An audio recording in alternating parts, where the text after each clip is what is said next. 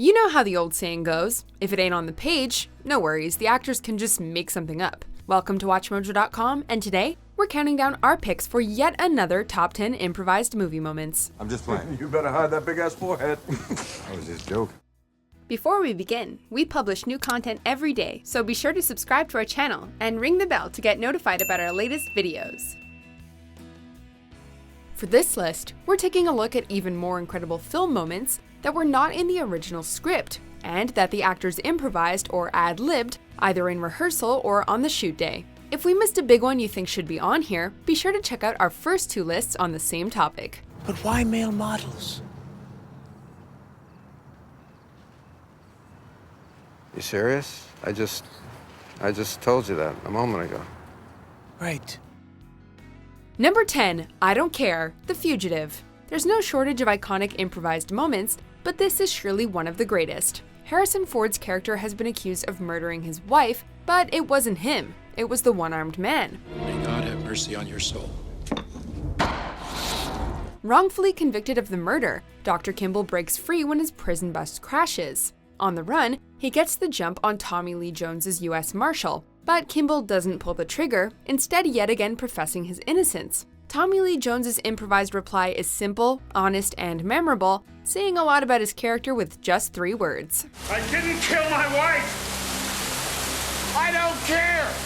Number 9, sharing scene, The Breakfast Club. The Breakfast Club has gone down in history as one of the all-time great teen dramas. In spite of having written the script, writer/director John Hughes did not mind letting the actors improvise with his lines. Okay, fine, but that doesn't make it any less bizarre. What's bizarre? I mean, we're all pretty bizarre. Some of us are just better at hiding it, that's all. In the movie's most emotional and pivotal sequence, in which the 5 students in detention share their stories, the actors were allowed to go off script. I mean, how do you apologize for something like that? There's no way. Incredibly, all 5 of them brought a nuanced level of truth to their characters throughout the scene, allowing it to stand out from the rest of the film. And I see me. I don't like what I see. Number 8, Can You Hear Me Now? Reservoir Dogs. Quentin Tarantino's directorial debut put him on the scene in a big way, with its sharp dialogue, colorful characters, and signature ultra-violence.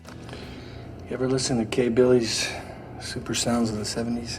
This wonderfully unsettling moment was a unique blend of the director's vision and the actor's input. During the infamous ear-cutting scene, Michael Madsen was given almost no direction, and as the cameras rolled on his first take and he heard "Stuck in the Middle with You" for the first time, he made up his dance sequence on the spot, and made up dialogue post-ear removal. Hey, what's going on? You hear that? It's not the violence in the scene that's so disturbing, it's Mr. Blonde's nonchalance to it.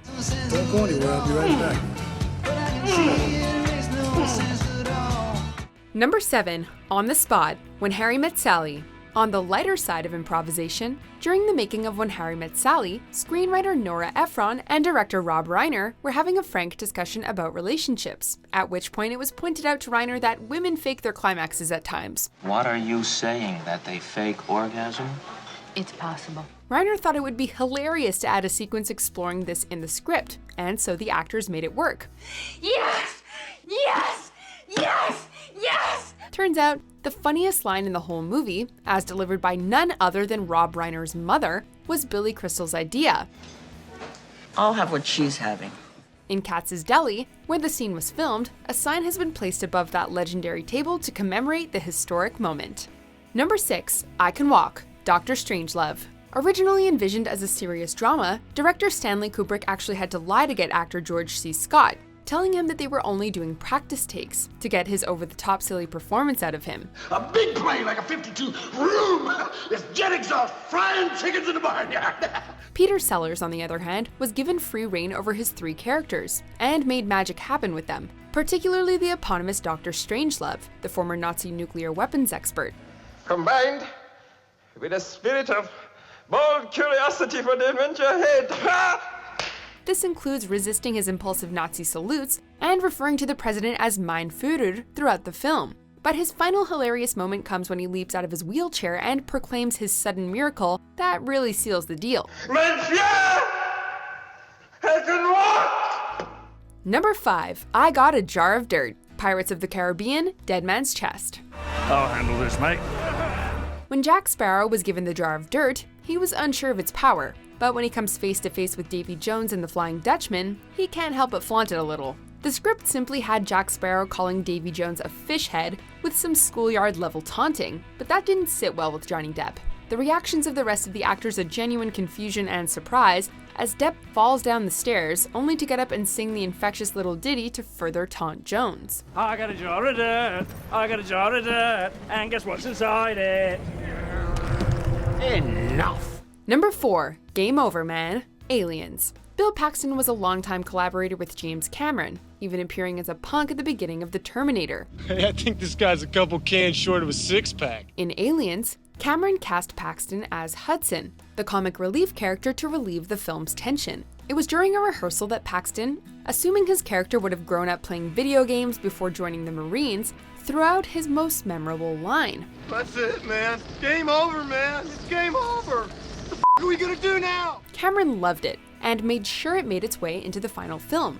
A smart move, considering what was originally in the script was just a simple, Jesus, I don't believe it. Well, that's great. That's just great, man. Number 3. Cocaine Sneeze. Annie Hall. Not only was this scene improvised, it was accidental. In a scene showcasing just how out of touch Alvy's character is, he and the titular Annie Hall are hanging out with some friends when one of them pulls out some cocaine and offers it to the group. Alvy, come on, for your own experience. I mean, you want to write? Why It's not? great stuff, Alvy. A friend of mine just brought it in from California. While marveling at just how expensive the amount of cocaine he's holding is, Alvy takes a little in his nose to try it. At that point, Alan genuinely sneezed, blasting cocaine everywhere. The scene ends with the room's awkward silence being drowned out by our laughter. Number 2. Leave the Gun. The Godfather. Paulie was Don Vito Corleone's personal chauffeur and bodyguard, until he sold out to a rival criminal enterprise. After calling in sick to facilitate the Don's assassination attempt, he's taken out by Peter Clemenza, his old mentor, to drive him on an errand and pick up Clemenza's wife's favorite cannoli. You know any good spots on the west side? Yeah, I think about it. While stopped in the countryside, Paulie is executed with 3 shots to the head. Clemenza has no remorse for the traitor, but given the character's esteemed Italian heritage, actor Richard Castellano improvised his famous line, as not to waste any good cannoli. Leave the gun. Take the cannoli. Number 1. He Knows. Star Wars Episode 5, The Empire Strikes Back. How does a scoundrel respond to a hard-won confession of love? Harrison Ford was given a lot of liberty while shooting his final scenes for Episode 5. The princess. You have to take care of her. You hear me? In discussions between him and director Irvin Kershner, it was decided that his scripted line, I love you too, just didn't work, so Harrison Ford came up with his line, and simply replied, I know. I love you. I know. In the shooting script, it was written that Solo would say, just remember that, 'cause I'll be back. This was also scrapped when the director came to the realization that Solo didn't know if he'd be back or not, and gives the scene its wonderfully melancholy feel. Do you agree with our picks? Check out these other great clips from WatchMojo, and be sure to subscribe and ring the bell to be notified about our latest videos.